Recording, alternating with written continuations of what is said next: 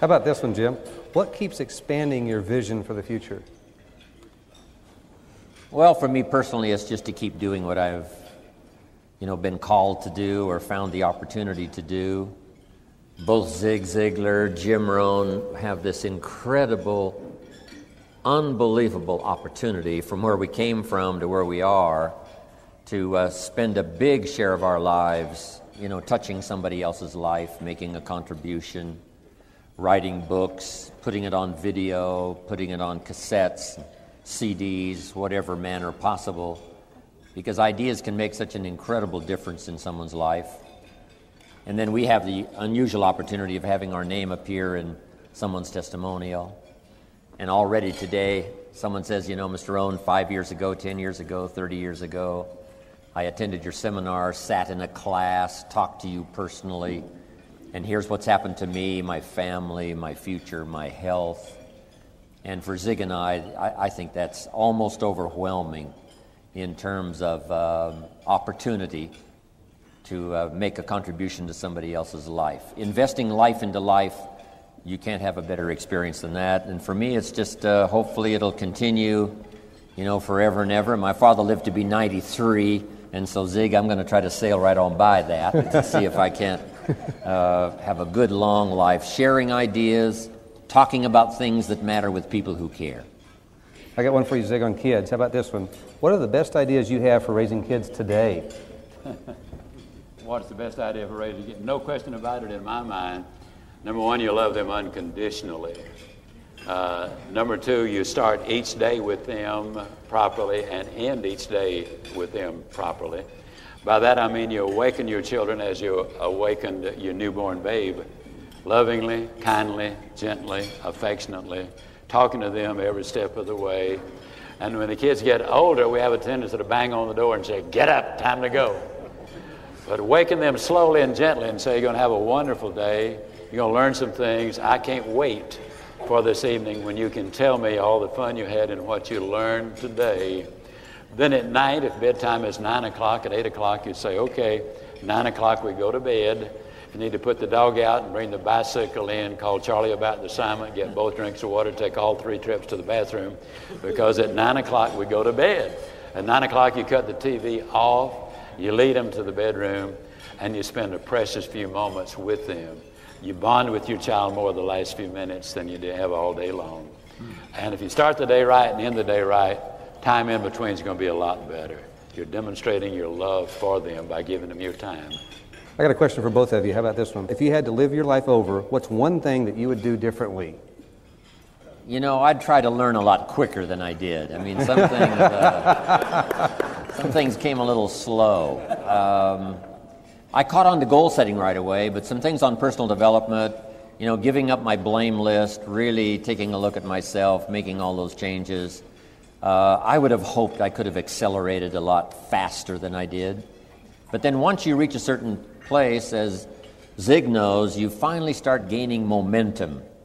And Zig talked about all those years, right, the struggling years. Then finally, when the breakthrough came, the momentum and the success after that would just come piling out, right? Things just started incredibly happening. So that's one thing I would change. If I should have listened to my mother and my father earlier, sooner. And I think I could have had, about another 20 extra glorious years. How about you, Zig? One thing you would have done differently? Fortunately, a lady answered that question for me a number of years ago. I wish I'd remembered her name. I wouldn't do anything differently. Because what she said was, if I changed anything, I might not be where I am. And I really like where I am. I'm more excited about my life than I've ever been in my life. Somebody asked me the other day, said, "What keeps you going?" And I said, "The U.S. mail." They said, "What?" I said, "I get the letters, I get the email, I get all of those things." And that's the reason I would not change anything. I love my relationship with my family. I love my profession, what I'm doing. I love to speak. I love to write. I love to do the research. I love to interchange with people. So no, I wouldn't change a thing. Okay, last question. What would you say, Jim? What basis does one use to create their major definite purpose? that gathers up over time. You ask kids what they want to be at first, right? And it's, a whole variety of things. And after a while, that says, well, no, I'm not that interested in that. That sort of slips away. So it takes a while to finally develop an ultimate purpose in life. I think the grand purpose is to be, uniquely successful in every area of your life. But I would say let it unfold. You might spend several years doing one thing, and certainly a door of opportunity will open, and now that becomes something big. You couldn't have seen that purpose 10 years earlier, and now suddenly by circumstance and by meeting someone, doors open that you never thought were going to open. Now some even larger purpose than you dreamed of before is now available. How about you, Zig? My mission statement is rather presumptuous: to be the difference maker in the personal, family, and professional lives of enough people to make a positive difference in the world. Now, that does sound presumptuous until you remember the story of the grandfather walking his grandson on the beach, and every few steps he would reach down, the grandfather would, and throw a sand dollar out to sea. Did that quite a little while, and the grandson said, "Granddaddy, what are you doing?" He said, he said, "Son, these sand dollars are living organisms. If I don't throw them out to sea, they will die in the hot sun." Grandson said, "But Granddaddy, there's so many of them. What difference does it make?" The grandfather reached down, picked up one, threw it out to sea, and said, "For this one, it makes all the difference in the world." I have 25 people on my wall of gratitude who made a difference in my life, and I like to be the difference maker. God's blessed me incredibly. My works are now in 37 languages.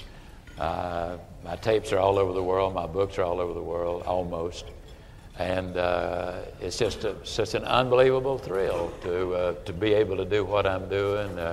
Mine is just to keep on studying, keep on learning, keep on trying to get better at what I do.